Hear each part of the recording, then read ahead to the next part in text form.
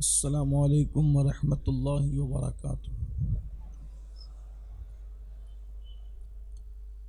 الحمد للہ رب العالمین والعاقبۃ للمتقین والصلاة والسلام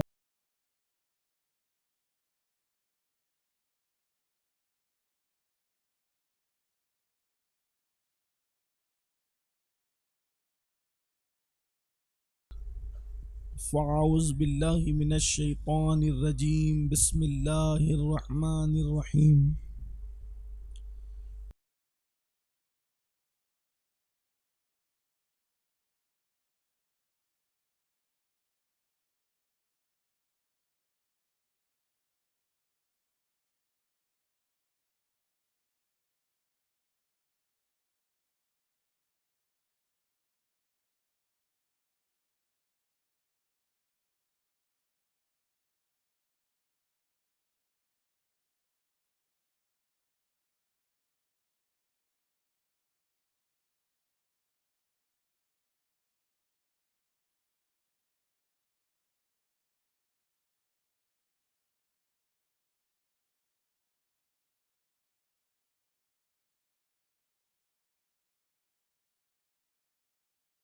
مدد کن یا معین الدین چشتی۔ انتہائی احترام و عقیدت کے ساتھ اپنے اور ساری کائنات کے مرکز عقیدت حضور رحمت عالم تاجدار عرب و عجم انیس بے کساں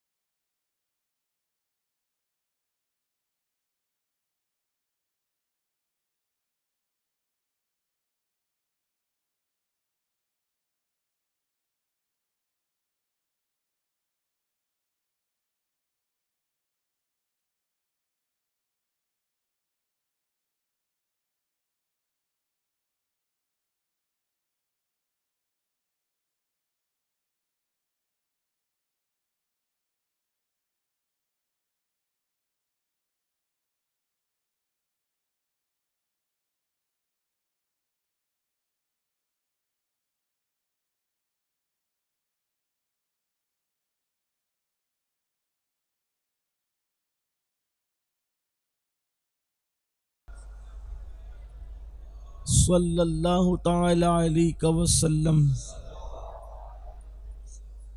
سب سے اولا و اعلیٰ ہمارا نبی، سب سے بالا و اعلیٰ ہمارا نبی، اپنے مولا کا پیارا ہمارا نبی، دونوں عالم کا دولہ ہمارا نبی، سب چمک والے اجلوں میں چمکا کیے اندھے شیشوں میں چمکا ہمارا نبی، جس نے ٹکڑے کیے ہیں قمر کے وہ ہے نور وحدت کا ٹکڑا ہمارا نبی، سارے اچھوں میں اچھا سمجھیے جسے ہے اس اچھے سے اچھا ہمارا نبی، سارے اونچوں میں اونچا سمجھیے جسے ہے اس اونچے سے اونچا ہمارا نبی، اور کون دیتا ہے دینے کو منہ چاہیے دینے والا ہے سچا ہمارا نبی، اور غم زدوں کو رضا مشدہ دیجئے کہ ہے بے کسوں کا سہارا ہمارا نبی۔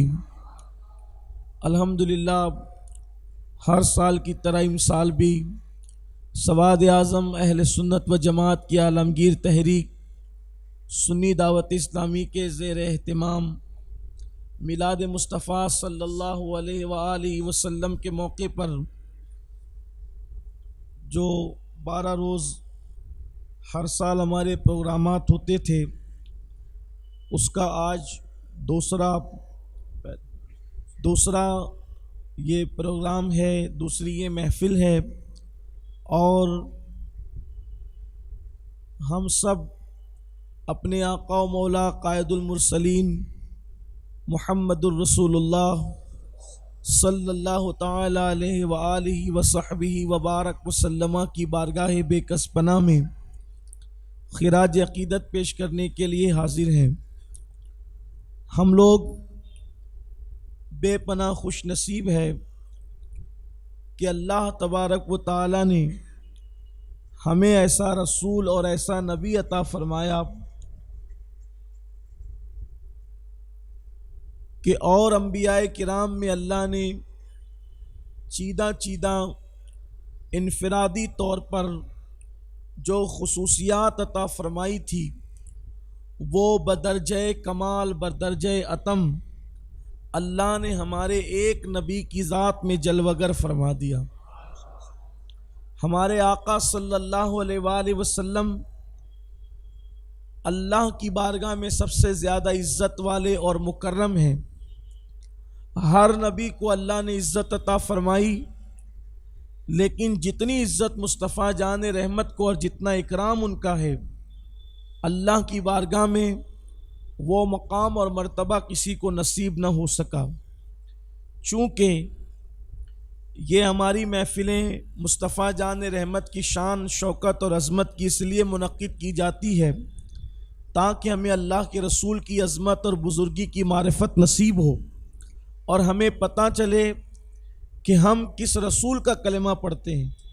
ہر نبی شان والے ہیں، ہر رسول شان والے ہیں، لیکن جس نبی کا کلمہ ہم پڑھتے ہیں وہ شان ایک انفرادی شان ہے۔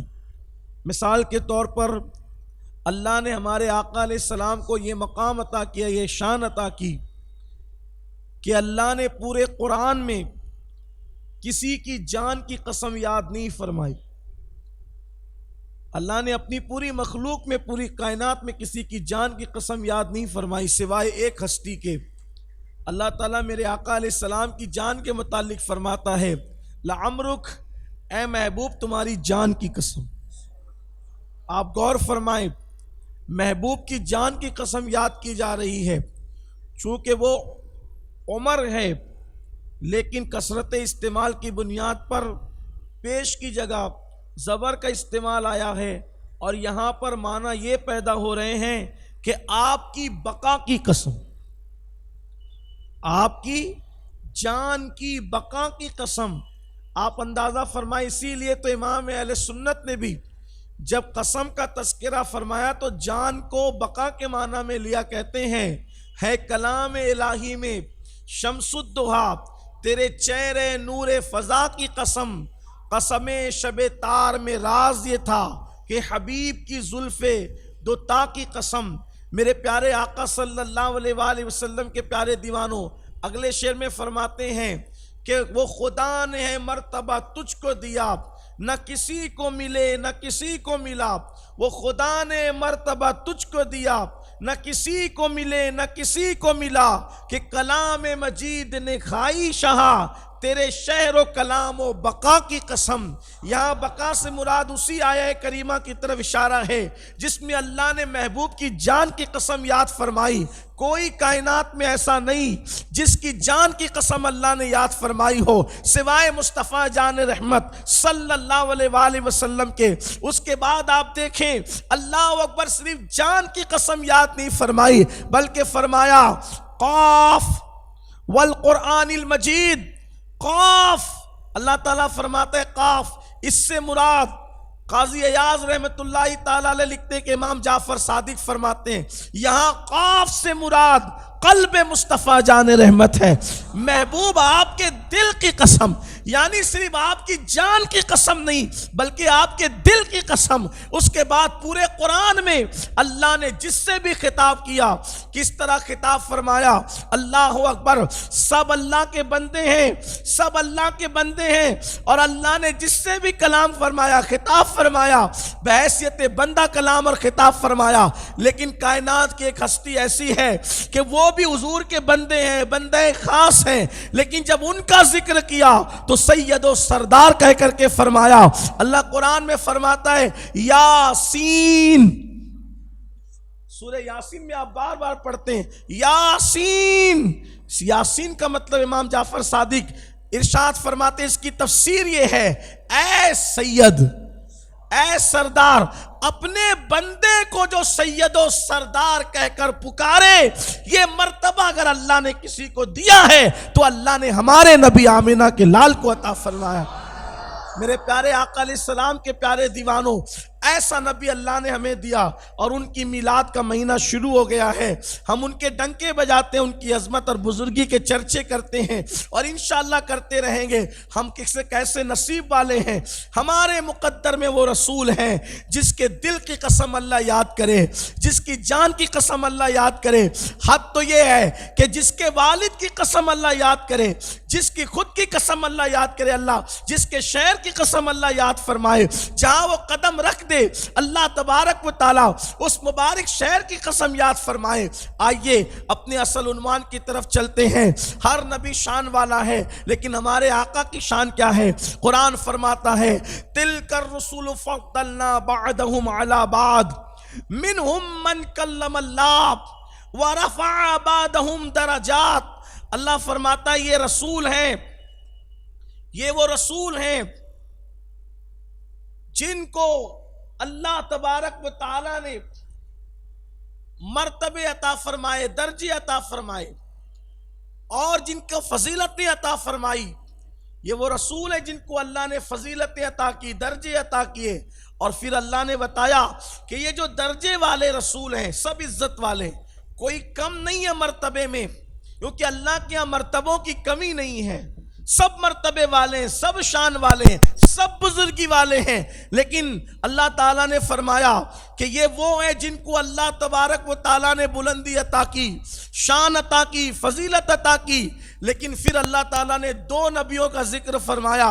ایک مقام پہ اللہ تعالیٰ اسی سے فرماتا ہے، اللہ فرماتا ہے بعض ان میں سے یہ وہ ہیں، بعض انبیاء وہ ہیں، بعض ہستیاں وہ ہیں کہ کلم اللہ، جن پر سے اللہ نے کلام فرمایا، جن سے اللہ نے کلام فرمایا، گفتگو فرمائی، بات فرمائی، بعض وہ ہیں۔ یعنی کہ اس سے مراد مفسرین فرماتے ہیں اللہ کے کلیم حضرت موسیٰ علیہ السلام ہے۔ اب یہاں آپ کی توجہ ہونی چاہیے، اس سے مراد کون ہے؟ حضرت موسیٰ علیہ السلام۔ کلم اللہ، ان کی شان یہ کہ انہوں نے کلام کیا اللہ سے، مطلب موسیٰ علیہ السلام کی انتہائی شان اللہ نے متعین کر دی۔ یعنی کہ حضرت موسیٰ علیہ السلام کی انتہائی شان اگر کوئی بیان کرنا چاہے تو اس کو یہاں آ کر کے رکنا پڑے گا کہ موسیٰ وہ ہے جن سے اللہ نے کلام فرمایا۔ بعد کی ساری فضیلتیں اس سے پہلے ہیں، فضیلتوں کی انتہا ہے کہ اللہ نے ان سے کلام فرمایا، اس لیے کہ قرآن نے متعین کر دیا، تعین کر دیا ان کے مقام کا کہ شان موسیٰ یہ ہے کہ ان سے اللہ نے کلام فرمایا۔ اب اگر کوئی یہ کہے کہ حضرت موسیٰ نے اللہ کو دیکھا تو یہ مبالغہ ہوگا اور یہ شان سے بڑھانا ہوگا۔ بات سمجھ میں آتی ہے؟ یعنی اللہ نے متعین کیا، اس تعینہ مقام سے اب جو بھی بڑھائے گا وہ گناہ کرے گا، جرم کرے گا، اللہ پر افترا کرے گا، اسلام پر افترا کرے گا، کذب کرے گا، جھوٹ بولے گا، جس کو اسلام جو ہے وہ پسند نہیں کرتا۔ کیوں؟ اس لیے کہ جس کو اللہ نے تعین کر دیا، حد باندھ دی، متعین کر دیا، اب اس کے آگے کوئی نہ بڑھ سکتا ہے نہ بڑھا سکتا ہے۔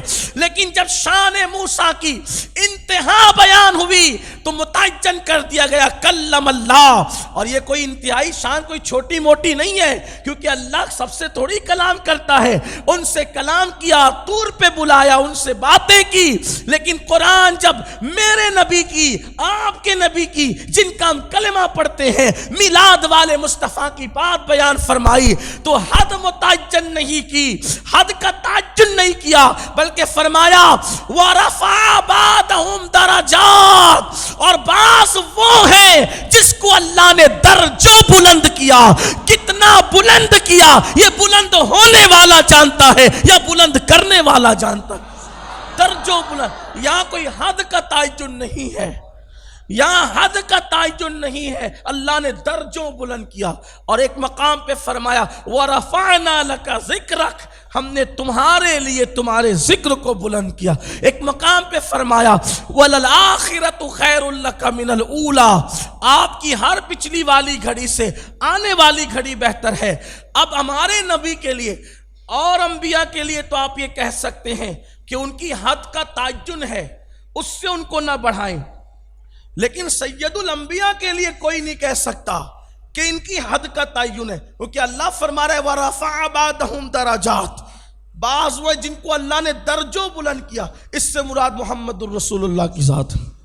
اب دیکھو ہر نبی میں جو اللہ نے چیدہ کمالات عطا کیے تھے وہ بدرجہ اتم کامل و اکمل مصطفیٰ جان رحمت کی ذات میں موجود ہے۔ مثال کے طور پہ نمبر 1، جتنے انبیاء ہیں سب نے اللہ کے ہونے کی گواہی سن کر کے دی۔ سارے انبیاء نے، آدم علیہ السلام سے لے کر عیسیٰ علیہ السلام تک جتنے انبیاء ہیں سب نے اللہ کے ہونے کی گواہی، اس کے وجود کی گواہی سن کر کے دی ہے۔ ایک نبی میرے اور آپ کے نبی ہیں جنہوں نے اللہ کی گواہی دیکھ کر کے دی ہے، انہوں نے اللہ کو دیکھا ہے، ان کے سوا کوئی نہیں جس نے اللہ کو دیکھا ہو، حتیٰ کہ جبریل علیہ السلام بھی نہیں، جبریل نے بھی اللہ کو نہیں دیکھا، کسی فرشتے نے نہیں دیکھا، کسی نبی نے، کسی رسول نے نہیں دیکھا سوائے آمنہ کے لال کے، اور انہوں نے دیکھ کر کے گواہی دی۔ ایک بات۔ دوسری بات یہ کہ جتنے انبیاء کرام آئے یا ایک قبیلے کے لیے نبی اور رسول بن کر آئے، ایک خطے کے لیے نبی اور رسول بن کر آئے، ایک علاقے کے لیے نبی اور رسول بن کر آئے، لیکن تنہا میرے آقا ہے جن کو اللہ نے تمام کائنات کے لیے رسول بنا کر کے بھیجا، پوری کائنات کے لیے، بلکہ کائنات تمام عالمین کے لیے رسول بنا کر بھیجا۔ اللہ اکبر۔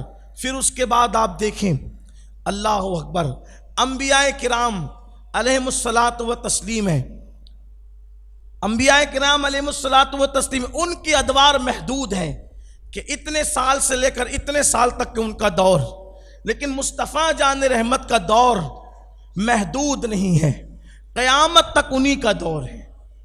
یہ رب فرمایا محبوبہ زمانے سارے تیرے ہیں، عرش والے فرش والے دیوانے سارے تیرے ہیں۔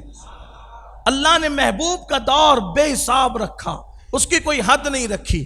پھر آپ دیکھیں حضرت آدم علیہ السلام کو اللہ تبارک و تعالیٰ نے پیدا فرمایا، آدم علیہ السلام پیدا ہوئے، مشہور بات ہے، بڑی فضیلت ہے، بڑی شان ہے، انتہائی شان ہے آدم علیہ السلام کی کہ ان کو فرشتوں نے سجدہ کیا۔ آدم علیہ السلام کو فرشتوں نے سجدہ کیا، یہ فضیلت آدم ہے علیہ السلام، یہ شان آدم ہے علیہ السلام کہ اللہ نے ان کو فرشتوں نے سجدہ کروایا۔ لیکن آپ دیکھیں بڑا مقام ہے، سارے فرشتے سجدے میں گرے آدم کے سامنے، لیکن ہمارے نبی کی شان یہ ہے کہ سارے فرشتوں کو ان پر درود پڑھوایا، آدم کے لیے سجدہ کروایا، محبوب کے لیے درود پڑھوایا۔ ایک اس سے بڑی بات ہے، وہاں سجدہ ہے، یہاں درود ہے، اس سے بڑی بات ہے۔ اور ایک بات اس میں ایڈ کر سکتے ہیں آپ، اور کرنا چاہیے، کہ آدم علیہ السلام کو سجدہ کرایا کچھ دیر کے لیے، ایک متعینہ مدت کے لیے، پہلے سجدے میں نہیں تھے، پھر گئے، پھر اٹھ گئے، لیکن اپنے نبی کی بات آئی تو متعینہ مدت کے لیے درود نہیں پڑھایا کہ ایک دن پڑھو، 2 دن پڑھو، 4 دن پڑھو، بلکہ کیا فرمایا؟ ان اللہ وملائکتہ یصلون علی النبی، مضارع کے ساتھ کہا جا رہا ہے کہ نبی پر اللہ اور اس کے فرشتے درود بھیجتے ہیں۔ کب سے بھیج رہے ہیں، کب تک بھیجتے رہیں گے، نہ ابتدا کوئی جانتا ہے نہ انتہا کوئی جانتا ہے۔ کتنی بڑی بات ہے، وہاں صرف سجدہ ہے، بڑی بات ہے وہ بھی، لیکن یہاں درود ہے، اور پھر درود میں بھی مدت کا تعین نہیں۔ تیسری بات، جب اللہ سجدہ کرنے کا حکم دیتا ہے فرشتوں کو، جب اللہ فرشتوں کو سجدہ کرنے کا حکم دیتا ہے تو آدم کو فرشتے سجدہ کر رہے تھے تو ساتھ اللہ نہیں ہے سجدہ کرنے میں، اللہ سجدہ کرنے میں ساتھ، توجہ ہے آپ کی، یہ اپنے نبی کی شان۔ جب فرشتے آدم کو سجدہ کر رہے تھے تو سجدے میں ساتھ اللہ، کیونکہ یہ شان الوہیت کے خلاف ہے، اللہ کسی کو سجدہ نہیں کرتا، وہ کسی کو سجدہ نہیں کرتا، وہ کسی کو سجدہ نہیں کرے گا، وہ کسی کو سجدہ نہیں کر سکتا، کیونکہ وہ اللہ ہے، وہ وحدہ لا شریک ہے۔ تو سجدہ کس نے کیا؟ صرف مخلوق نے، صرف فرشتوں نے کیا۔ مگر قربان جب محبوب پر درود پڑھنے کی اور بھیجنے کی بات آئی تو آدم کے لیے کہا کہ فرشتوں صرف تم سجدہ کرو، محبوب کے لیے کہا میں بھی درود بھیجتا ہوں، تم بھی درود بھیجو۔ دیکھا یہ شان ہے محمد الرسول اللہ کی، مصطفیٰ جان رحمت کی شان یہ، اسی لیے تو حضور نے فرمایا انا قائد المرسلین ولا فخر، کہ میں تمام انبیاء کا سردار اور قائد ہوں، لیکن یہ بات میں فخر سے نہیں کہتا۔ حضور علیہ السلام نے جب بھی بات کہی نا تو اس کے بعد یہ فرمایا ولا فخر۔ آپ نے جب فرمایا سارے انبیاء میرے پرچم کے نیچے ہوں گے، میں فخر نہیں کرتا۔ جب میں نے اس کی شرح میں حضور تاج الشریعہ کا کلام دیکھا تو مجھے بہت خوبصورت بات لگی۔ انہوں نے شرح فرماتے ہوئے کیا لکھا، کیا فرمایا کہ آپ نے کہا میں انبیاء کا سردار ہوں، میں فخر نہیں کرتا، انبیاء میرے جھنڈے کے نیچے ہوں گے قیامت کے دن، فخر نہیں کرتا۔ فخر نہیں کرتا؟ حضور کیوں فخر نہیں کرتے؟ یہ بات تو فخر کی ہے، یہ بات تو فخر کی ہے کہ انبیاء کسی کے جھنڈے کے نیچے ہوں، اور آقا فرماتے میں اس میں فخر نہیں کرتا۔ تو بھئی فخر کے لیے یہ بات ہے قابل فخر، لیکن کرتے نہیں فخر۔ وجہ لوگوں نے بہت سی تشریحات کی، لیکن مجھے یہ بات ان کے کلام سے سمجھ میں آئی، آپ اس کو سمجھیں۔ دیکھیے ایک بچہ ہے، اگر وہ ممبئی چلا جائے، ممبئی جانے کی اس کی حیثیت اور اوقات میں وہ ممبئی چلا جائے تو وہ ممبئی جانے پر ہی فخر کرے گا کہ آج میں ممبئی آ گیا، ٹھیک۔ لیکن روزانہ جس شخص کا دبئی آنا جانا اس سے بڑا معاملہ ہو، اگر وہ کبھی ممبئی جائے گا تو کیا وہ ممبئی جانے پہ کبھی فخر کرے گا؟ بولیں آپ، مطلب کیا کہ جس کی جو حیثیت نہیں اور اس کو مل جائے تو وہ اس پہ فخر کرے، لیکن اس سے بڑی حیثیت ہے تو وہ اس پہ فخر نہیں کرتا۔ حضور کیا فرماتے؟ میں نبیوں کا سردار ہوں، اس پہ فخر نہیں کرتا، انبیاء میرے جھنڈے کے نیچے ہیں، اس پہ فخر، حالانکہ ہے قابل فخر بات۔ کیوں نہیں کرتے؟ اس لیے کہ یہ ان کے لیے قابل فخر بات نہیں ہے، ان کے لیے، کیونکہ ان کا مرتبہ اس سے بڑا ہے۔ انبیاء فخر کریں کہ ان کو محمد کا جھنڈا مل گیا، محمد الرسول اللہ کے پرچم تلے انبیاء فخر کرے۔ حضور کہتے ہیں میں فخر نہیں کرتا، قائد المرسلین نے فخر نہیں کرتا، کیونکہ وہ تو محبوب رب العالمین ہے۔ جو محبوب رب العالمین ہے یقیناً بات قابل فخر ہے، لیکن فخر ان کے لیے جو پرچم تلے آ جائیں، فخر ان کے لیے جن کو پرچم مصطفیٰ مل جائے صلی اللہ علیہ وسلم۔ اب یہاں پرچم کی بات آئی تو ایک بات عرض کروں، ہر سال ربیع الاول شریف میں کچھ بھائیوں کو یہ لگتا ہے کہ عاشقان رسول پرچم لگاتے ہیں تو یہ جھنڈا نہیں لگنا چاہیے، پھر اس پر لوگ اخبار میں لکھتے بھی ہیں، پھر تقریروں میں بولتے بھی ہیں۔ میں آپ سے کہنا چاہتا ہوں کہ جھگڑے فساد کی بات نہیں ہونا چاہیے، اسلام امن کا مذہب ہے اور امن کی بات ہونی چاہیے۔ میں کہتا ہوں کہ پرچم سے لوگوں کو نفرت کیوں ہے؟ پرچم تو صرف دنیا میں نہیں ہے بلکہ پرچم تو آخرت میں بھی ہے، اور رسول اللہ کا پرچم لواء الحمد تو آخرت میں بھی۔ حضور فرماتے سب میرے جھنڈے کے نیچے ہوں گے، تو یہاں حضور کے جھنڈے کا نشان بھی تو ہمارے پاس ہونا چاہیے، گھروں کے اوپر وہ لگنا بھی چاہیے تاکہ لگے کہ ہم رسول اللہ کے غلام ہیں۔ ہاں کچھ لوگ کہتے ہیں اس کی ضرورت کیا ہے؟ میں نے کہا ضرورت تو میں نے مکے سے سیکھی۔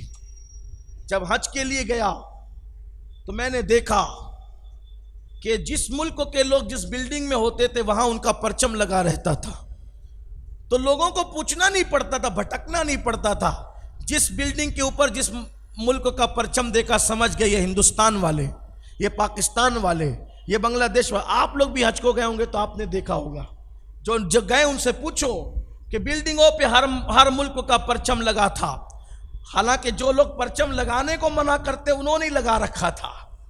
جہاں سے یہ فتنے کی شروعات ہوتی ہے، نبی کا جھنڈا مت لگاؤ، نبی کا جھنڈا، وہ اپنے ملک کا دوسروں کے ملکوں کا جھنڈا برابر لگاتے رہے، لیکن اس میں حکمت کیا تھی؟ پوچھنا نہیں پڑتا تھا کہ بلڈنگ میں رہتا کون ہے۔ توجہ آپ کی، بلڈنگ میں ہند کا پرچم دیکھا یا ہندوستان والے رہتے ہیں، پاکستان کا پرچم دیکھا پاکستان والے، بنگلہ دیش کا پرچم دیکھا بنگلہ دیش والے۔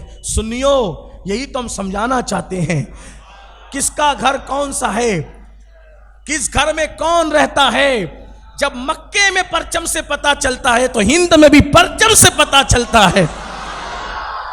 جن کے گھروں پر سیاسی پارٹیوں کا پرچم ہے سمجھ جانا یہ سیاست والے لوگ ہیں، اور جن کے گھروں پر میلاد کا پرچم ہے سمجھ جانا یہ محمد الرسول اللہ والے لوگ. پرچم کی ضرورت تو ہر جگہ ہے. تو بات پرچم کی آئی تو میں نے عرض کر دی، ہر سال مجھے اشارہ اس پہ کرنا پڑتا ہے کیونکہ لوگ بھول جاتے ہیں، اور لوگ بھول جاتے ہیں تو پھر یاد دلانا پڑتا ہے. ایک جھنڈا تو کم سے کم گھر پہ لگنا چاہیے. لگے گا کہ نہیں لگے گا؟ انشاءاللہ لگنا چاہیے، کیونکہ ہم نبی والے لوگ ہیں، اور ان کا پرچم صرف زمین پہ نہیں لہراتا، ان کا پرچم تو آسمانوں پہ لہراتا ہے. میرے امام کہتے ہیں فرش والے تیری شوکت کا علو کیا جانے، فرش والے تیری شوکت کا علو کیا جانے، خسروا عرش پہ اڑتا ہے فریرا تیرا، خسروا عرش پہ اڑتا ہے فریرا تیرا، عرش پہ بھی ان کا فریرا اڑتا ہے. اس لیے تو میں بات عرض کر رہا تھا، جلدی سے عرض کیا جائے کہ آدم علیہ السلام کو یہ شان دی، اپنے محبوب کو یہ شان دی. تو میرے آقا کی شان بڑی ہے کہ نہیں؟ اللہ کے نزدیک سب سے زیادہ عزت والے. پھر آپ دیکھیں کہ اللہ تبارک و تعالیٰ نے حضرت موسیٰ علیہ السلام کو شان دی. موسیٰ علیہ السلام کو کل معجزات دیے 9. اللہ تعالیٰ نے موسیٰ علیہ السلام کو کتنے معجزات دیے؟ 9. متعین کیا انبیاء میں سب سے زیادہ معجزات کس کے پاس ہیں؟ موسیٰ علیہ السلام کے پاس. اور اس کی تعداد کتنی ہے؟ قرآن کی آیت ہے، اللہ نے 9 فرمایا، 9 آیات.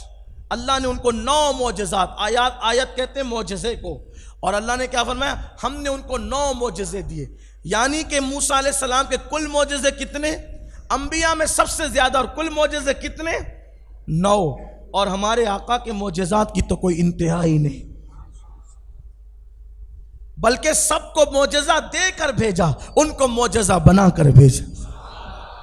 کیسے معجزے، کیسے معجزے. حضور کا یہ معجزہ تھا صلی اللہ علیہ وسلم کہ اگر مٹی پر پیر رکھتے تھے تو حضور کے پیر کا نشان نہیں پڑتا تھا، اور اگر پتھر پہ رکھتے تھے تو پتھر پہ حضور کے قدم کا نشان پڑتا تھا.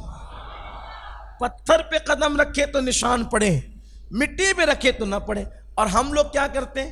مٹی پہ رکھے تو نشان پڑتا ہے، پتھر پہ رکھے تو نشان نہیں پڑتا. لیکن وہاں فطرت کو بدل دیا گیا، فطرت بدل دی گئی، عادت بدل دی گئی کہ وہاں مٹی پر نشان نہیں ہے، پتھر پر نشان ہے.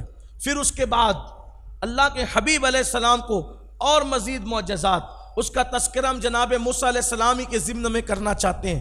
دیکھو حضرت موسیٰ علیہ السلام کو معجزہ دیا کیا کہ انہوں نے عصا مارا دریا پر تو دریا 2 ٹکڑوں میں 2 حصوں میں تقسیم ہو گیا. عصا مارا دریا پہ، دریا 2 حصوں میں تقسیم ہو گیا.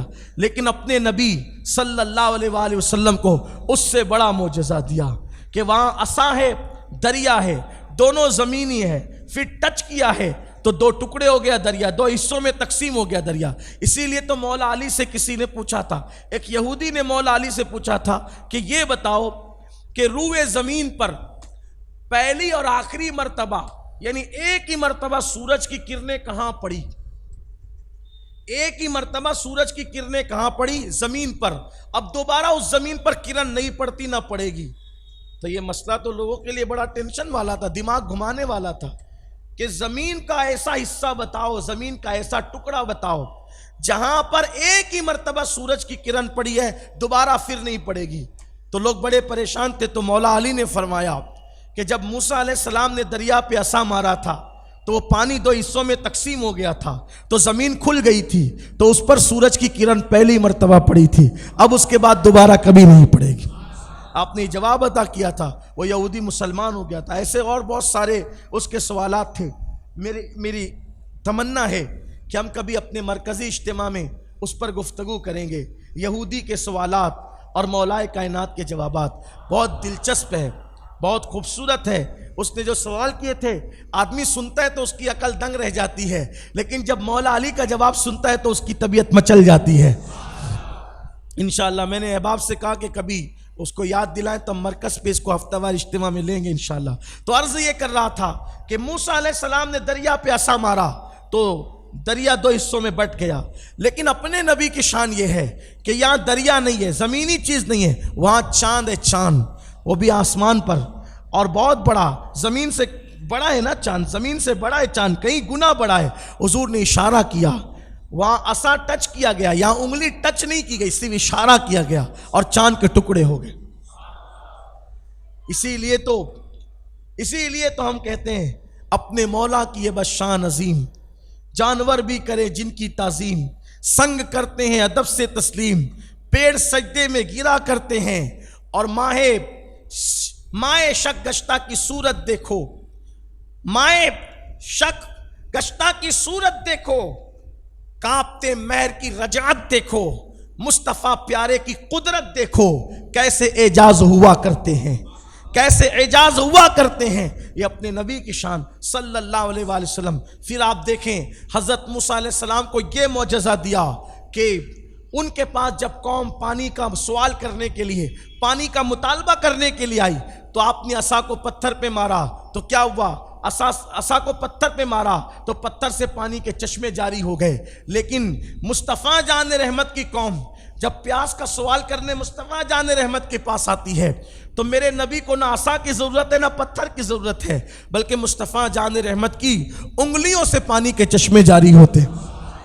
انگلیاں ہیں فیض پر، ٹوٹے ہیں پیاسے جھوم کر، ندیاں پنجابے رحمت کی ہے جاری واہ ہوا۔ یعنی انبیاء کرام میں اور انفرادی طور پہ جو خصوصیات ہیں وہ ساری اجتماعی طور پہ محمد الرسول اللہ میں موجود ہیں، اور بدرجہ اتم موجود ہے، بدرجہ اکمل موجود ہے، بدرجہ اتم موجود ہے، آوت موجود ہے، افضل موجود ہے۔ اللہ اکبر کی شان کے ساتھ ہے کہ وہاں عصا زمین پتھر پہ مارا جاتا ہے تو پانی کے چشمے نکلتے ہیں، نہ یہاں عصا ہے نہ یہاں پتھر ہے، بلکہ انگلیوں سے، کیونکہ پتھر جو ہے وہ زمین کی جنس سے ہے، اس سے تو پانی نکلا ہی کرتا ہے، پتھر سے پانی نکلتا ہی ہے، لیکن حضور موسیٰ علیہ السلام کے عصا کے ذریعے سے نکلا تو معجزہ ہو گیا۔ لیکن کسی کی انگلی سے کبھی پانی نہیں نکلا۔ اگر کسی کی انگلیوں کی گھائیوں سے پانی نکلا ہے تو وہ میرے آقا مصطفیٰ جان رحمت کی ذات۔ یہاں پہنچ کر ایک بات مجھے یاد آتی ہے، اسی لیے امام اہل سنت سے کسی نے پوچھا پانیوں میں سب سے افضل پانی کون سا ہے، تو میرے امام نے فرمایا سب سے افضل ترین پانی وہ ہے جو محمد الرسول اللہ کی انگلیوں سے نکلا۔ حالانکہ یہ سوال اور پہلے بھی لوگوں سے پوچھا گیا، اور کسی نے کہا زمزم افضل ہے، کسی نے کہا کوثر، کسی نے کہا بارش کا پانی، کیونکہ بارش کا پانی افضل اس لیے کہا گیا کہ جب بارش کا پانی زمین پہ آتا ہے تو ہر قطرے کو فرشتہ لے کے زمین پہ اترتا ہے، لیکن میرے امام نے فرمایا نہیں، زمزم تو مل رہا ہے، ملتا رہے گا، کوثر بھی سب کو ملے گا، ہر مومن کو ملے گا کوثر، لیکن وہ پانی کہاں ملے گا؟ وہ تو انہی خوش نصیبوں کا حصہ تھا جنہوں نے پیا، ان سے منہ دھویا، وضو کیا، اپنے جانوروں کو سیراب کیا۔ کون سا پانی؟ وہ محمد الرسول اللہ کی انگلیوں سے نکلا تھا۔ صحابی سے پوچھا گیا کتنے لوگ تھے؟ کہا 1500 تھے 1500، لیکن واللہ اگر اس سے زیادہ بھی ہوتے تو بھی پانی اتنا نکلا تھا کہ پورے لشکر کو کافی ہو جاتا۔ پھر اسی طرح سے آپ دیکھیں حضرت موسیٰ علیہ السلام کو یہ شان دی، موسیٰ توریت لینے آؤ، توجہ آپ کی، موسیٰ توریت لینے آؤ، حضرت موسیٰ علیہ السلام کو توریت لینا ہے تو موسیٰ علیہ السلام توریت لینے کے لیے کوہ طور پر جاتے ہیں، لیکن اپنے نبی کی شان یہ ہے قرآن لینے کے لیے ان کو نہ ہیرا پہ بلایا جاتا ہے، نہ سور پہ بلایا جاتا ہے، نہ طور پہ بلایا جاتا ہے، کہیں بلایا نہیں جاتا، بلکہ قرآن سے کہا جاتا ہے قرآن جہاں میرا محبوب ہے وہیں تو چلا جا۔ اور حد تو یہ ہے توریت ایسا نہیں کہ کبھی مصری ہے کبھی شامی ہے، توریت کبھی مصری ہے کبھی شامی، ایسا نہیں ہے، توریت ہے، توریت طور پر آتی ہے، اللہ کی کتاب ہے، توریت ہے۔ توریت کو نہ آپ شامی کہہ سکتے ہیں نہ مصری کہہ سکتے ہیں، مگر یہ قرآن ہے۔ محبوب جہاں ہے، اگر محبوب بدر میں ہے تو قرآن بدر آ رہا ہے، محبوب احد میں ہے قرآن احد آ رہا ہے، محبوب خندق کھود رہے ہیں، قرآن خندق میں آ رہا ہے، محبوب خیبر میں ہے، قرآن خیبر میں جا رہا ہے، جہاں جہاں محبوب ہے وہاں وہاں قرآن جا رہا ہے۔ حد تو یہ ہے اگر محبوب بستر عائشہ پہ آرام کر رہے ہیں تو قرآن بستر عائشہ پہ بھی آ رہا ہے۔ کوئی اندازہ کرے تو اپنے نبی کی شان کا، کوئی اندازہ کرے تو اپنے نبی کی مقام کا۔ کلام الہی جہاں محبوب ہے وہاں جا رہا ہے، کلام الہی جہاں محبوب ہے وہاں جا رہا ہے۔ اور حد یہ ہے کہ بستر عائشہ پہ محبوب ہے تو کلام الہی وہاں بھی جا رہا ہے۔ اور پھر نہ انجیل نہ توریت، آپ نہ اس کو شامی کہہ سکتے نہ مصری کہہ سکتے، کیونکہ ایک زمانہ مصر میں گزارا موسیٰ علیہ السلام نے، ایک زمانہ شام میں گزارا، نہ وہ مصری ہے نہ شامی ہے۔ مگر قرآن بعض صورتیں مکی ہیں، بعض صورتیں مدنی ہیں، بعض صورتیں مکی ہے، بعض صورتیں مدنی ہے۔ قرآن کلام الہی مکی مدنی کب سے ہونے لگا اور کیسے ہوا؟ لوگوں نے پوچھا کہ قرآن مکی مدنی کیسے ہوا؟ تو کسی نے جواب دیا جو مکے میں نازل ہوا مکی ہے، جو مدینے میں نازل ہوا مدنی ہے۔ ہم نے کہا نہیں، اکثر مفسرین اس کا انکار کرتے ہیں کہ جو مکے میں نازل ہوا وہ مکی نہیں، جو مدینے میں نازل ہوا وہ مدنی نہیں۔ کہا پھر مکی مدنی کیسے؟ تو کہا جب تک نبی مکے میں رہے، مکے میں نازل ہونے کی وجہ سے قرآن کی صورتیں مکی نہیں ہیں، جب تک رسول اللہ مکے میں رہے اس وقت تک جتنی صورتیں آئی وہ سب مکی ہے، چاہے پھر وہ کہیں نازل ہوئی، مکے میں نازل ہو یا مکے کے باہر۔ آپ کو کی توجہ میں اسی پہ لانا چاہتا ہوں، حضور کی عظمت سمجھو۔ لوگ ابھی تک بک رہے ہیں کہ وہ ہماری طرح ہے، ہم کہتے وہ تو موسیٰ و عیسیٰ کی طرح بھی نہیں ہے، ان کی شان تو ان سے بھی بلند ہے، وہ تمہاری طرح لوم چلانے والوں کی طرح وہ کیا ہو سکتے ہیں، پان کی دکان چلانے والوں کی طرح وہ کیا ہو سکتے ہیں۔ معاذ اللہ، جس کی بیوی پنچایت بٹھا کر کے جس سے طلاق کا مطالبہ کر رہی ہو وہ اس کی طرح کیا ہو سکتے ہیں، جو ادھر ادھر جرائم کرتے ہوئے پکڑے جائیں وہ ان کی طرح کیا ہو سکتے ہیں۔ ارے طور پر جو خدا سے باتیں کرتے ہیں وہ موسیٰ بھی میرے محبوب کی طرح نہیں ہے تو کوئی ان کی طرح کیسے ہو سکتا ہے؟ مکے میں قرآن، مکۃ المکرمہ میں قرآن نازل ہوا، اس لیے وہ مکی نہیں ہے، بلکہ جب تک نبی مکے میں رہے، چاہے قرآن مکے میں آیا چاہے مکے کے باہر آیا، وہ قرآن کی صورت مکی ہے۔ اور جب حضور مدینہ منورہ چلے گئے تو مدینہ میں نازل ہونے کی وجہ سے صورت مدنی نہیں ہے۔ اگر حضور مدینہ ہجرت کر کے گئے، بعد میں قرآن اگرچہ مکے میں آیا، اب وہ مکی نہیں ہے بلکہ اب وہ صورت مدنی ہے، اگرچہ مکے میں نازل ہوئی۔ وجہ یہ ہے محبوب، ہمیں مکہ اور مدینہ کیا، ہمیں تو تیری ذات پیاری ہے۔ جب تک تو مکی کہلایا قرآن کی صورتیں بھی مکی ہو گئی، اور جب تو مدنی کہلایا تو قرآن کی صورتیں بھی مدنی ہو گئی۔ یہ ہے نبی کی شان۔ پھر اس کے بعد دیکھیں آپ، اللہ اکبر، مصطفیٰ جان رحمت کی شان کیا ہے۔ حضرت موسیٰ علیہ السلام، حضرت موسیٰ علیہ السلام اللہ سے دعا کرتے ہیں، کیا دعا کرتے ہیں؟ رب اشرح لی صدری ویسر لی امری واحلل عقدۃ من لسانی یفقہوا قولی۔ موسیٰ کہتے ہیں اللہ میری زبان کی گیرا کھول دے اور میرے لیے شرح صدر فرما دے، میرے سینے کو کشادہ کر دے۔ موسیٰ مانگ رہے ہیں میرا سینہ کشادہ کر دے، محبوب نے مانگا نہیں۔ قرآن کہتا ہے الم نشرح لک صدرک، محبوب ہم نے تمہارے لیے تمہارا سینہ، ہم نے تمہارے سینے کو کشادہ نہیں کر دیا، ہم نے تمہارے لیے شرح صدر نہیں کر دیا۔ اس کے بعد حضرت موسیٰ کہتے ہیں اللہ میرے بھائی کو میرا وزیر بنا دے، اے اللہ میرے بھائی کو میرا، سورہ طٰہٰ کی آیت ہے میرے ذہن سے نکل رہی ہے کریمہ، اللہ میرے بھائی کو میرا وزیر بنا دے، میرے بھائی کو میرا وزیر بنا دے۔ کیوں؟ تاکہ وہ میرا بوجھ اٹھا سکے۔ کیا کہا؟ میرے بھائی کو میرا وزیر بنا دے تاکہ وہ میرا بوجھ اٹھا سکے۔ موسیٰ کا بوجھ کون اٹھائے گا؟ بولو کون اٹھائے گا؟ ان کے بھائی حضرت ہارون علیہ السلام۔ موسیٰ کا بوجھ کون اٹھائے گا؟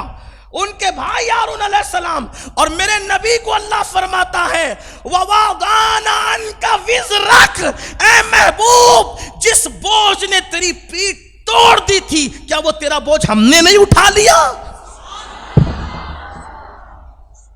موسیٰ کا بوجھ بھائی اٹھا رہا ہے، محمد الرسول اللہ کے بوجھ کے بارے میں قدرت کہتی ہے کہ ہم نے تمہارا بوجھ نہیں اٹھا لیا، تمہارا بوجھ ہلکا نہیں کر دیا۔ یہ ہے شان مصطفیٰ صلی اللہ علیہ وسلم، اپنے نبی کی شان۔ ایک دن حضرت موسیٰ ہی نے پوچھ لیا، حضرت موسیٰ علیہ السلام نے پوچھ لیا اللہ یہ بتا کہ میں کلیم ہوں۔ موسیٰ علیہ السلام پوچھتے ہیں اللہ یہ بتا میں کلیم ہوں اور وہ حبیب ہے، میں کلیم ہوں وہ حبیب ہے، مولا کلیم اور حبیب میں فرق کیا ہے؟ کلیم اور حبیب میں فرق کیا ہے؟ میرے شہر کے لوگ اتنی خاموشی سے کبھی حضور کی شان نہیں سنتے۔ کلیم اور حبیب میں فرق کیا ہے؟ حضور کے متعلق حضرت موسیٰ علیہ السلام پوچھے، اللہ بتا رہے فرق کا موسیٰ کلیم اور حبیب میں فرق یہ ہے کہ کلیم 40 دن تک اعتکاف کرتا ہے وادی سینا میں، تور کی وادی میں 40 دن تک اعتکاف کرتا ہے اور اس کے بعد کہتا ہے ذرا اپنا آپ دکھا، تو کلیم کو کہا جاتا ہے لن ترانی، تو نہیں دیکھ سکتا، اور حبیب وہ ہے جو سر سے لے کے پیر تک چادر ڈال کر سویا رہتا ہے، اور فرشتوں کو بلکہ فرشتوں کے سردار کو بھیج کر کے کہا جاتا ہے محبوب کو اٹھاؤ دولہا بناؤ اور کہنا اللہ تیرا مشتاق ہے، اللہ تیرا۔ یہ حبیب کی شان ہے۔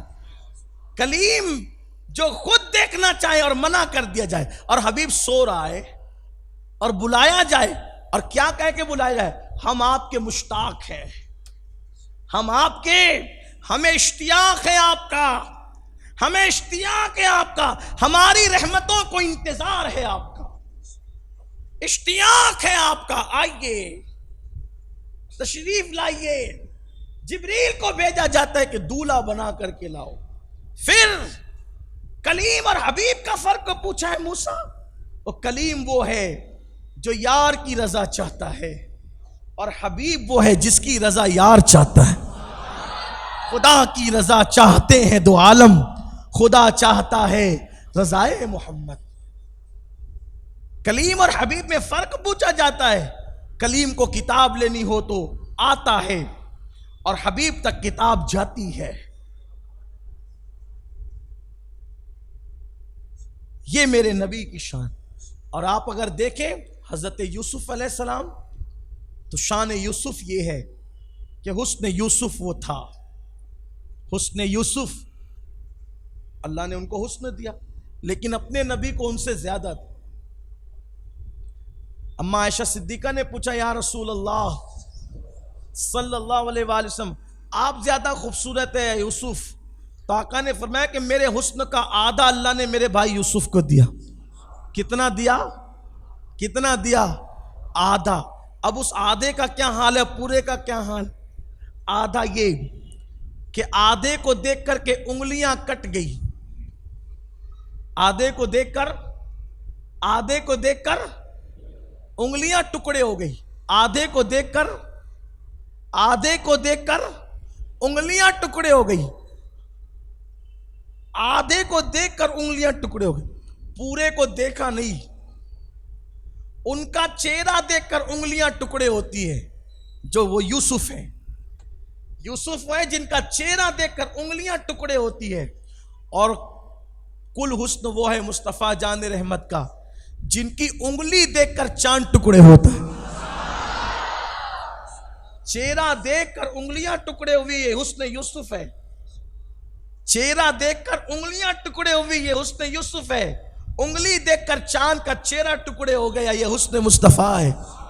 کیا حسن ہے اے سید ابرار تمہارا، اللہ بھی ہے طالب دیدار تمہارا، کیوں دید کے مشتاق نہ ہو حضرت یوسف، اللہ کا دیدار ہے دیدار تمہارا۔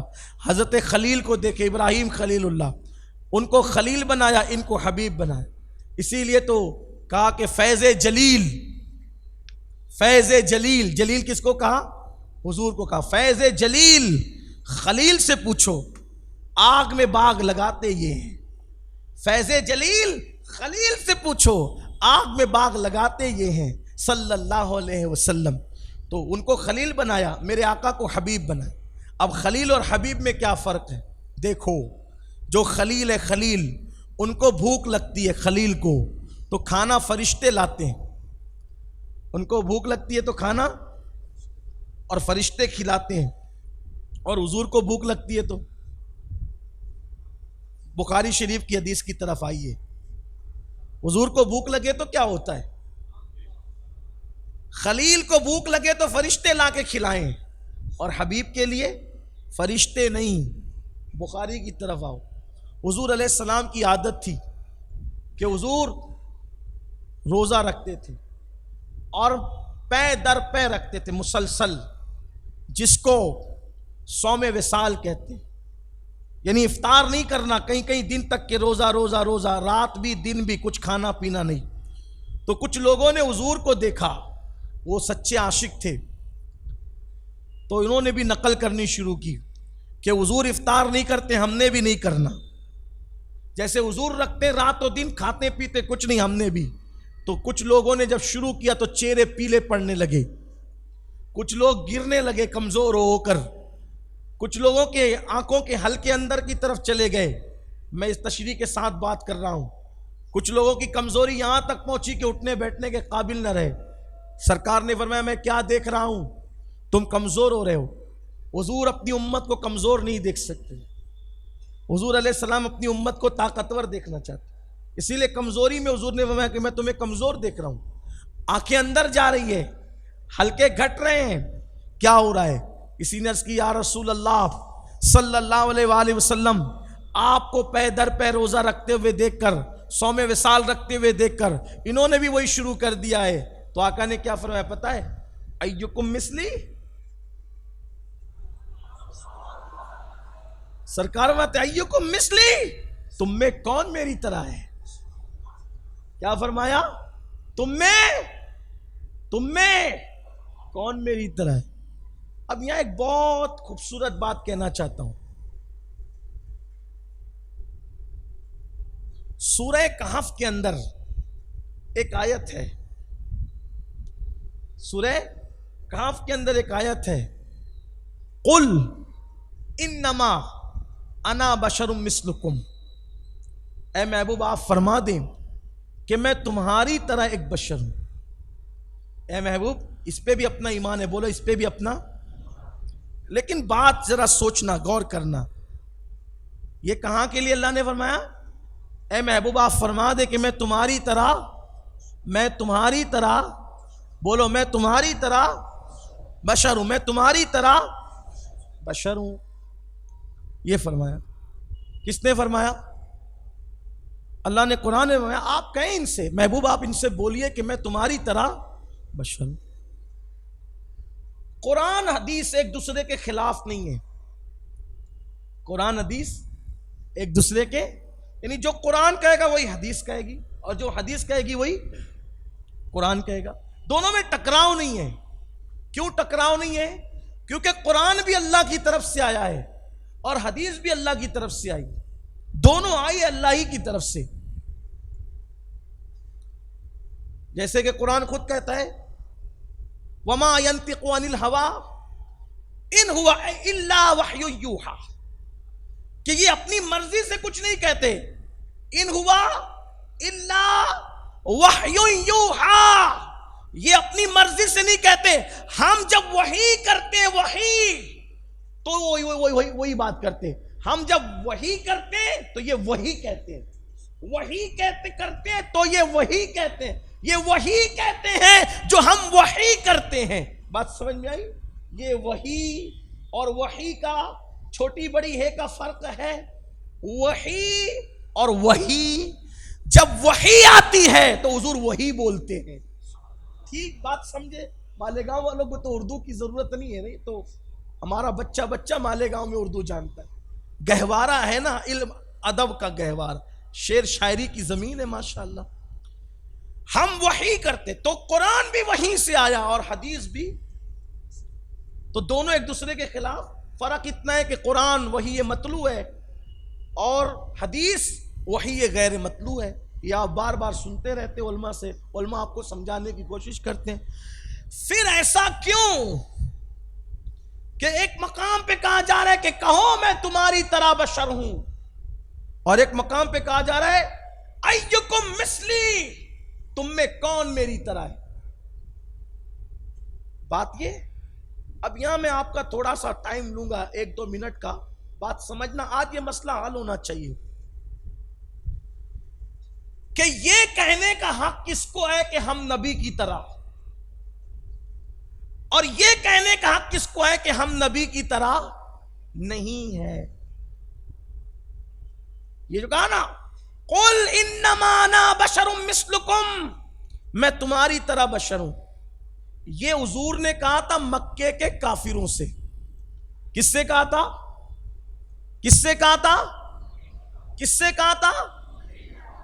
مومنوں سے نہیں کہا. جب مومنوں سے کہا تو کیا کہا؟ ایکم مثلی، کون میری طرح ہے تم میں.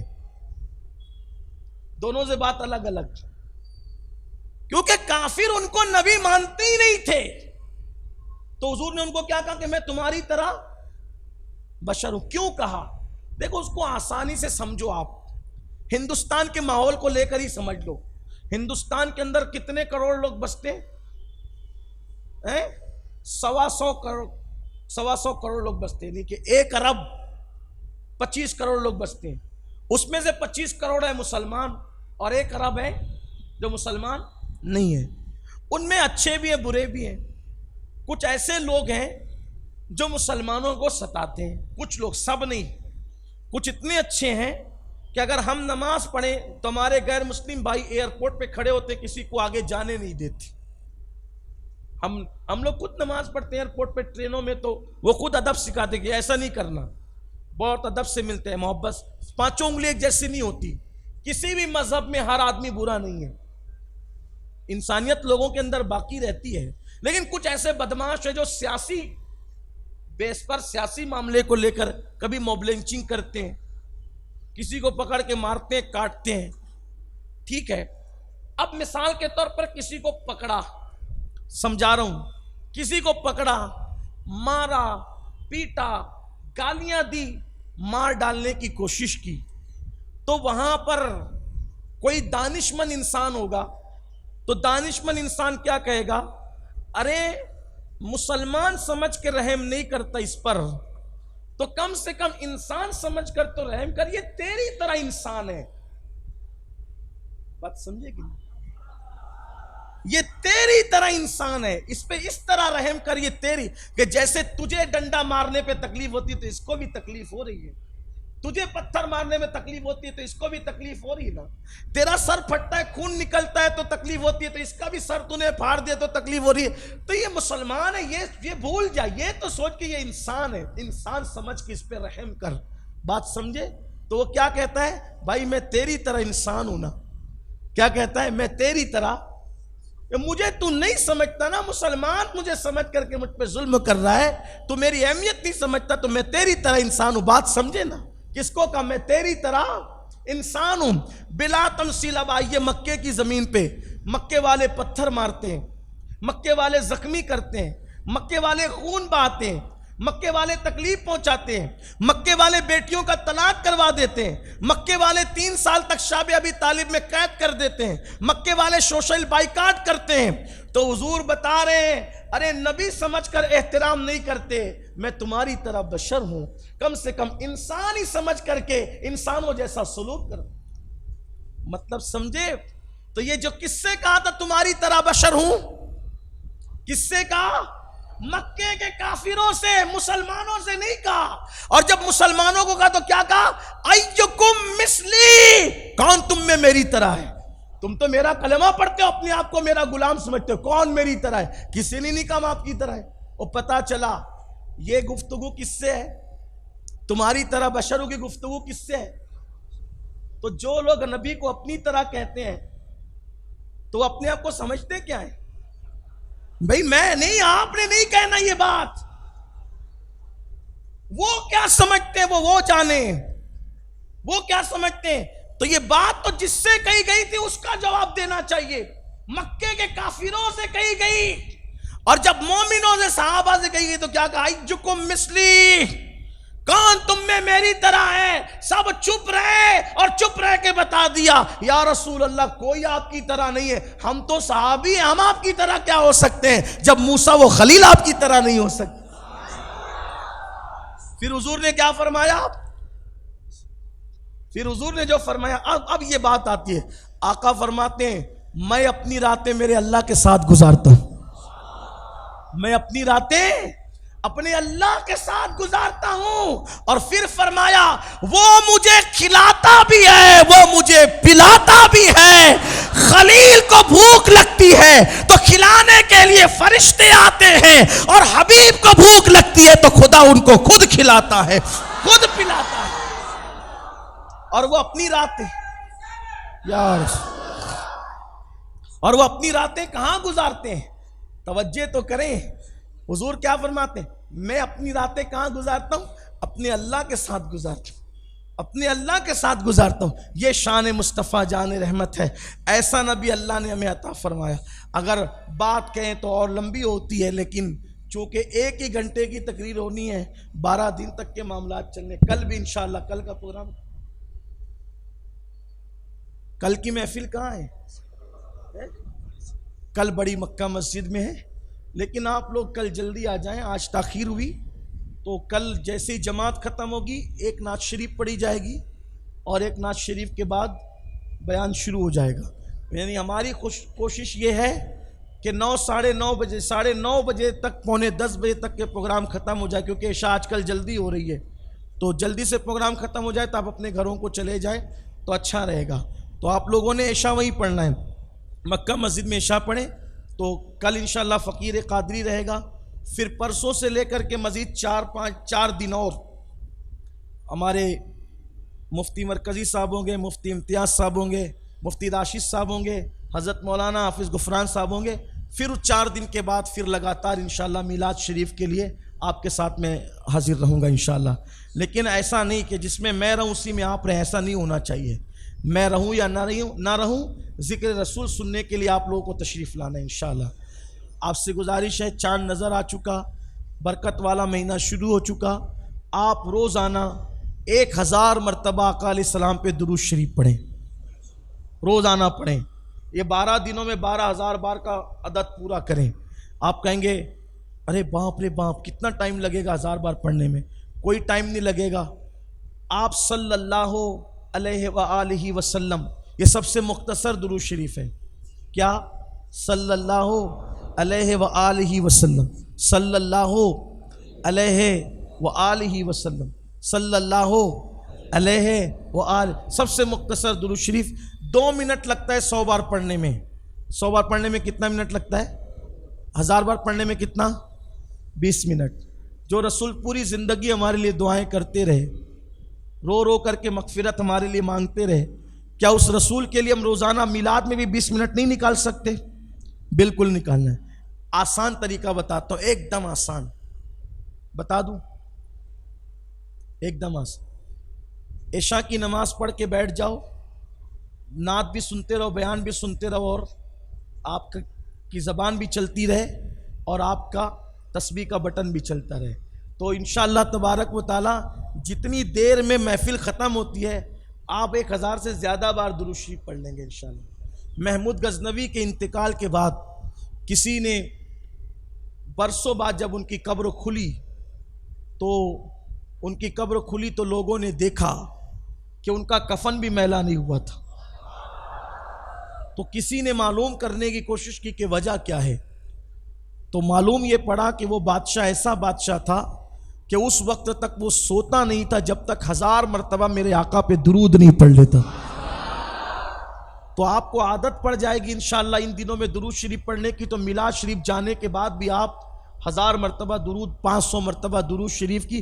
20 منٹ لگتا ہے میرے بھائی، ہم ایک چائے پینے جاتے ہیں ہوٹل پہ تو بھنکس کرتے ہوئے ہم گھنٹوں گزار دیتے ہیں. اخبار لے کر کے بیٹھتے ہیں تو پورا 4 پیج کا اخبار چاٹ ڈالتے ہیں. تو میں سمجھتا ہوں کہ ہمیں درود شریف اگر ہم پڑھتے ہیں، آقا علیہ السلام فرماتے ہیں جو دنیا میں جتنا کثرت سے مجھ پہ درود پڑے گا وہ قیامت کے دن اتنا زیادہ مجھ سے قریب رہے گا. تو درود شریف کی عادت بنائیں ان دنوں میں. ماشاءاللہ 24 گھنٹے مرکز پر جو اپنی محفل درود جاری رہتی ہے، تو 12 لوگ، کم سے کم 12 لوگ ہر وقت موجود رہتے ہیں. پھر آپ لوگ آتے رہتے تو شامل ہوتے رہتے ہیں، اس میں بھی شریک ہوں. ساتھ ہی ساتھ صدقہ کثرت سے کریں. ان دنوں حضور کی طرف سے صدقہ کریں. یتیموں کا، غریبوں کا، بیواؤں کا خیال رکھیں. اپنے گھروں پر کچھ نہ کچھ تھوڑی بہت اپنی حیثیت کے مطابق لائٹ وغیرہ، چراغا وغیرہ کریں، روشنی کریں. دیکھیے آپ سوچتے ہوں گے کہ یار یہ اس پہ اتنا زور کیوں دیتے ہیں. کچھ چیزیں رہتی ہیں بظاہر چھوٹی، لیکن اس سے کام بڑے ہوتے ہیں. جیسے جب ان دنوں آپ کے گھروں پہ چراغا اور روشنی ہوگی تو مسلم غیر مسلم، اپنے بیگانے، بچے بڑے سبھی، یار کیوں لائٹنگ کیوں لگی، روشنی کیوں ہے. تو پھر کوئی بتائے گا کہ نبی کی میلاد کا مہینہ. تو میلاد کا ذکر ہوا کہ نہیں ہوا؟ اب نبی کی میلاد، تو پھر نبی کون؟ اب کون تو پھر لوگ جستجو میں لگتے ہیں. تو کون؟ تو اپنا نبی تو ہے ہی بے مثال. تیرے تو وصف عیب تناہی سے ہے بری، حیراؤں میرے شام میں کیا کیا کہوں تجھے. کہہ لے گی سب کچھ ان کے ثنا خاں کی خاموشی، چپ ہو رہا یہ کہہ کے میں کیا کیا کہوں تجھے. لیکن رضا نے ختم سخن اس پہ کر دیا، خالق کا بندہ خلق کا آقا کہوں تجھے. تو یہ روشنی، چراغاں، یہ سب ہونا چاہیے. کچھ لوگ ایسا سوچتے ہیں فضول خرچی ہے. میں کہتا ہوں کیوں ایسی دقیانوسی باتیں کرتے ہو، غصے میں کیوں لاتے ہو، کیوں بری بات کرتے ہو، کیوں فضول خرچی ہے. بولے ایک چراغ پہ، ایک لائٹ پہ کام چلتا ہے تو دوسرا نہیں. میں نے کہا اپنے دل پہ ہاتھ رکھ کر بول کہ تیرے گھر میں کتنی لائٹ ہے، تیری مسجد میں کتنی لائٹ ہے. اپنی مسجد میں دیکھو کتنی ہے. آفتاب رسالت کی کرنوں سے جگمگا رہی ہے. کتنی لائٹ ہے، گنتے رہ جاؤ. بولو ایک پر بھی کام چلے گا کہ نہیں چلے گا؟ بولو چلے گا نا. ایک لگے گی، ایسا ہوگا کہ لوگوں کی نماز نہیں ہوگی، ذکر اذکار نہیں ہوں گے، سب ہوگا نا. تو اتنے کیوں جلائے؟ ایک میں بھی کام چل سکتا تھا، اتنے کیوں جلائے؟ اور کہا نمازیوں کے اکرام میں، نمازیوں کے احترام میں، نمازیوں کی سہولت کے لیے. میں نے کہا میرے عزیز، جب نمازیوں کے لیے اتنی لائٹیں لگائی جا سکتی ہے تو جو نماز لے کر کے آیا اس کے احترام میں بھی تو لگ سکتی ہے. لگانا چاہیے. بات ہے اکرام کی، احترام کی. پھر جو لوگ کہتے ہیں نا ایک پہ کام چلتا ہے تو اتنی لائٹنگ ہے، کیوں اتنی پاور جلے گی، اتنی فضول خرچی ہوگی. میں کہتا ہوں کہ آپ اپنے مدرسے کا جب جلسہ کرتے ہو تو اس میں بھی تو پورا محلہ جگمگاتا ہے نا میرے بھائی. آپ کیوں ایسی بات کر بھول کیوں جاتے ہو؟ تمہارا جھوٹے کا قوت حافظہ بڑا کمزور رہتا ہے. کیوں آپ کرتے ہو اتنی لائٹ جلسہ کرتے وقت؟ کہا کہ نہیں، اگر اندھیرے میں جلسہ کریں گے تو لوگ اپنی بے عزتی سمجھیں گے. دیکھو ہمیں بلایا اور راستے میں لائٹ بھی نہیں لگائی. تو ہمارے مہمانوں کی عزت اور ان کی اکرام کے لیے کرتے ہیں. میں نے کہا تیرے مہمان کے لیے کرنا جائز ہے، آمینہ کے لال کے لیے کیوں نہیں؟ اکرام کی بات ہے، عزت کی بات ہے، تعظیم کی بات ہے. اور پھر آپ کو بتاؤں کہ ہمارے بزرگوں نے ایسا کیا. صلاح الدین ایوبی کے بہنوئی بادشاہ ابو المظفر جب حضور کی میلاد کی محفلیں کرتے تھے، ہم لوگ تو اب وہ اہتمام کر بھی نہیں پاتے. ہم لوگ وہ اہتمام نہیں کر پاتے جو ہمارے بڑوں نے کیا. جب وہ محفلیں کرتے تھے تو جتنے علماء محفل میں آتے تھے سب کے لیے نیا لباس، سب کو تھالے بھر کر کے شاہی انعام و اکرام. ہم تو صرف مٹھائی پر، نان کھتائی پر، شیرنی پر اکتفا کرتے ہیں، لیکن وہ لوگ اتنا وسعت کر، جس کو اللہ نے جتنا نوازا تھا. اور پھر مشعلیں رات بھر جلتی رہتی تھی. اور اکرام میں، محبوب کے اکرام میں جلسے ہوتے تھے، تعریف ہوتی تھی. بلکہ 1924 سے پہلے تک مکۃ المکرمہ میں بھی رات کو شب میلاد میں مشعلیں جلائی جاتی تھی. اور حتیم کعبہ سے لے کر مولود النبی تک، حضور جہاں ولادت حضور کی ہوئی تھی وہاں تک کے جلوس جاتا تھا. اس کو اپنی آنکھوں سے دیکھنے والے کون ہیں پتہ ہے؟ بہت سارے بزرگوں میں تو سب ہیں ہی، لیکن شاہ ولی اللہ محدث دہلوی ہے۔ شاہ ولی اللہ کہتے ہیں ایک مرتبہ میں مکے میں تھا اور میلاد النبی کا مہینہ آ گیا، تو میں محفل میلاد میں شریک ہوا، تو میں نے دیکھا کہ آسمان سے انوار برس رہے تھے، میں نے انوار برستے دیکھا، لیکن میں یہ فرق نہیں کر سکا کہ یہ برستے ہوئے انوار میں ماتھے کی آنکھوں سے دیکھ رہا ہوں یا دل کی آنکھوں سے دیکھ رہا ہوں، لیکن نبی کی میلاد کی محفل پہ میں نے انوار برستے دیکھا ہے۔ کون کہہ رہا ہے؟ یہ ولی اللہ محدث ہے، یہ مولوی نہیں ہے کوئی چھوٹا موٹا مسجد کا، یہ مجدد کا باپ ہے، ابو المجدد، ابو المحدث، اور خود بھی محدث ہے، خود بھی مجدد ہے، کوئی معمولی انسان نہیں ہے۔ ان کے بیٹے بھی مجدد ہیں اور ان کے بیٹے بھی محدث ہے۔ شاہ ولی اللہ کے بیٹے شاہ عبدالعزیز محدث دہلوی اور اپنے زمانے کے مجدد ہیں حضرت شاہ عبدالعزیز۔ اور عبدالعزیز کون ہے؟ کوئی معمولی آدمی نہیں، فضل خیر آبادی کے استاد۔ شاہ عبدالعزیز کون ہے؟ سید آل رسول احمدی، جن کے خلفاء میں امام احمد رضا اور اعلیٰ حضرت اشرفی میاں جیسے بزرگ ہوتے ہیں، یہ آل رسول احمدی وہ ان کے بھی استاد ہیں شاہ عبدالعزیز، اور ان کے باپ ہے شاہ ولی اللہ۔ وہ فرماتے میں محفل میلاد میں گیا تو میں نے دیکھا انوار برس رہے تھے، نور برس رہا تھا۔ تو یہ نور کی محفلیں، تقدیر جگانے کی محفلیں، امید کرتا ہوں کہ حضور کی میلاد کے موقع پہ آپ اپنی حیثیت کے مطابق اہتمام کریں گے۔ اللہ ہم سب کو توفیق عطا فرمائے، اور گفتگو کے درمیان اگر کوئی غلطی ہو تو اللہ معاف فرمائے۔ استغفر اللہ ربی من کل ذنب واتوب الیہ۔